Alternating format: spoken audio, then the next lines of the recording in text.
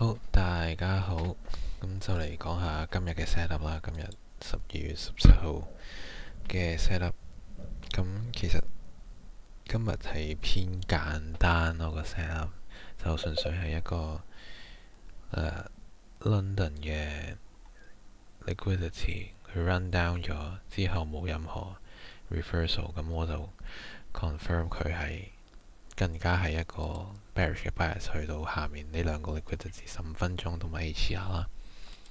咁其實講翻個大勢先，其實我哋睇翻 one hour 啦，講翻啲 bias 嘢先。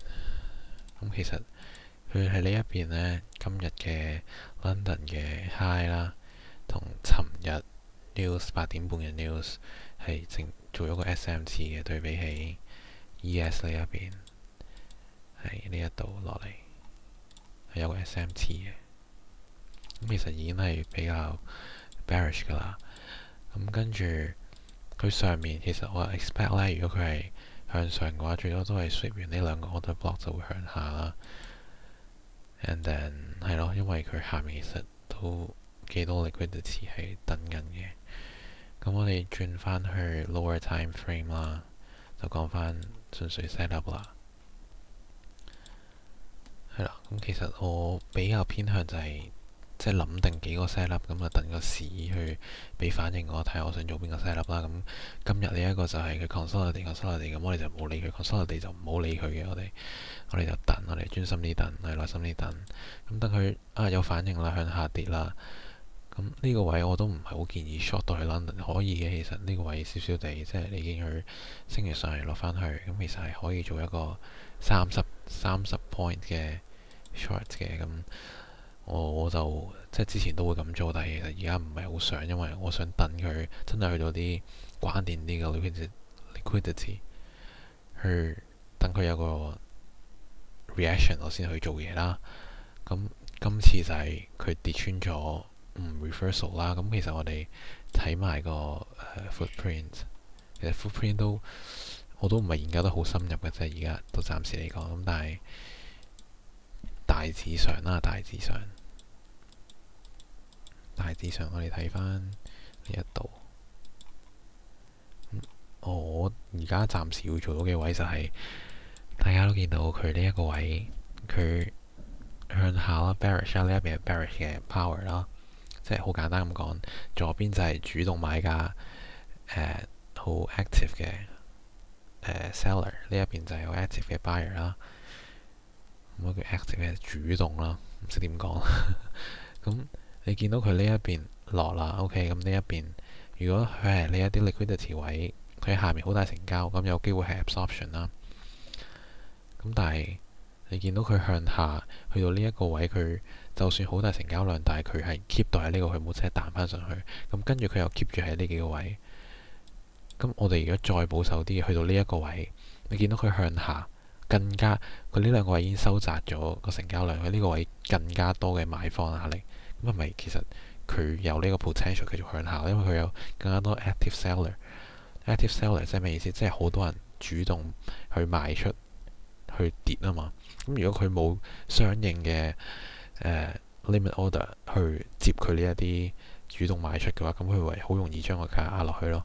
咁呢個位就係咁嘅概念啦。咁我其實最主要就係睇佢向緊下嘅時候，佢有冇更加多嘅賣單呢？但係其實佢向下嘅時候反而少咗，跟住呢一邊反而越嚟越多嘅噴翻上去呢。係啦。咁大致簡單嚟講就係咁睇啦。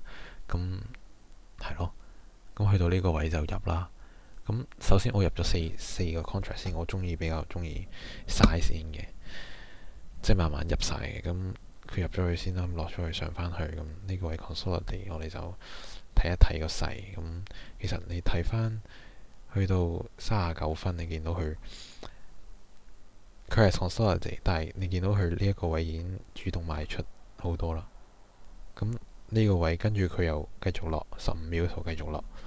咁呢個位我就會再加多2個 contract 咯，跟住可能將個 stop loss 向下移少少咯，因為 stop loss 喺呢個位，你見到佢咁多成交量都喺度，咁你就算唔擺呢個位，你擺上少少去到呢個位，因為成交量好多啊嘛。你即係呢個位好多人主動賣出啦。咁如果佢上咗去，冇人主動賣出啦，俾個價噴咗上去啦，咁其實有機會佢會上去嘅喎，直接即係 reversal 嘅咯喎。咁我哋唔冇呢個險啦，佢 reversal 咗落翻嚟，我咪再入過咯，我唔驚㗎，係咪先？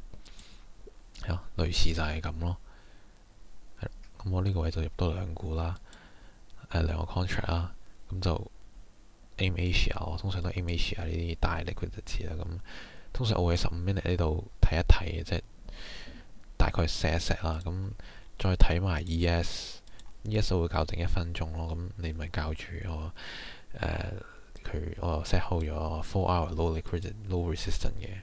咁因為佢嗰陣時喺呢個位，咁好明顯慢啲啦。咁我咪會 set 呢個位睇住佢。如果佢早過 NQ 到個位到 Asia 嘅，咁我咪可能買一半，睇下佢會唔會ES 點呢個位就升翻啦，唔使等 NQ 點 Asia 就升啦。係咯，咁都係嗰句，即係 risk management 其實都比較重要嘅，唔係講strategy 咁 strategy 啲賺到錢就得噶啦。咁最主要 risk management 你做得好，咩 strategy 都賺到錢啦。講真，係咯。咁其實後面佢仲有跌咗成300幾點嘅呢個位，咁我有 keep 住睇，但係我唔敢入啦，因為 top step 今日即係我入緊呢個 trade，其實佢已經 down 咗噶啦，咁我就唔敢再入，我驚佢又 down 多次，咁就即係唔冇呢個險咯。我哋都賺咗錢啦，又去啦，係咯。咁如果唔係，其實佢喺呢啲位，我見到佢收地，佢 keep 住喺 low， 即係你見佢喺呢個 range， 佢 keep 住喺 below 呢一個位 consolidate， 其實都幾有肯定。如果佢跌嘅，佢就會繼續跌咯。如果佢 consolidate 就真係唔好彩，咁佢係要打蛇餅嘅，咁咪打蛇餅咯，俾佢係咯。咁其實如果呢個位我睇翻，你睇呢個位 one minute 有冇嘢睇呢？冇嘢睇就係大帽山形態。咁我哋睇翻去到差唔多呢啲位佢升翻上去嘅時候，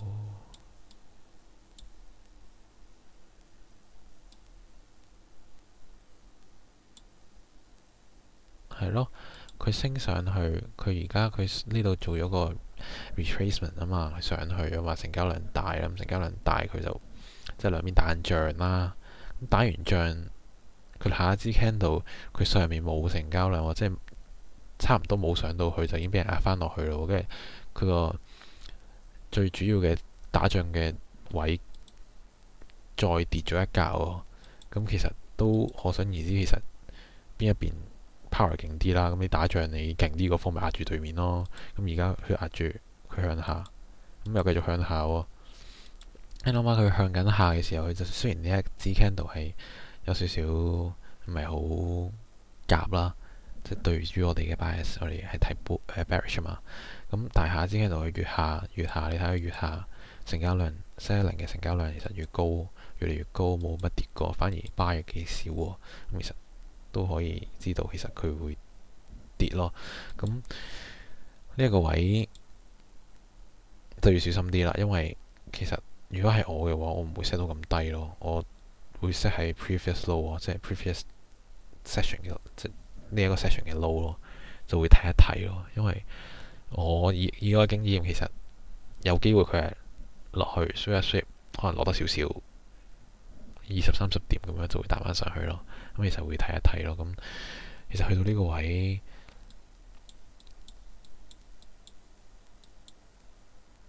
係咯，要小心啲咯。佢呢一支 candle 升翻上去嘅時候，你可能就要將你嘅 stop loss 移落去下面。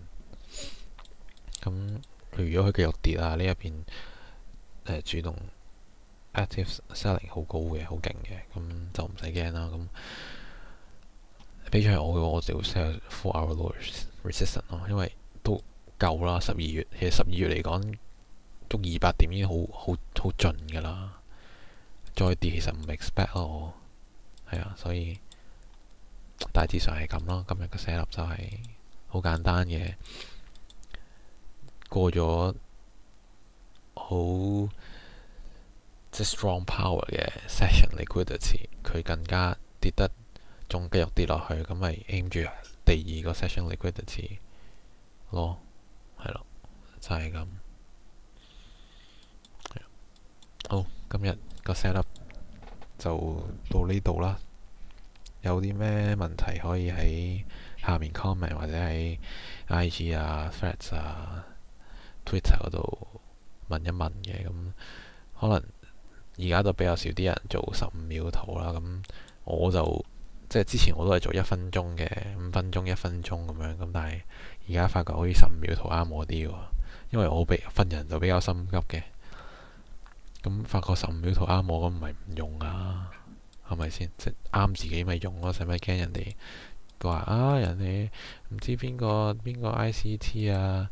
邊個話啊一定要跟1分鐘啊，或者一定要5分鐘先轉1分鐘啊？其實講真，去到某一個程度，你見到佢哋教就教嗰個方法，咁但係其實佢哋自己吹緊嘅都唔係嗰個方法，係咪先？係咯，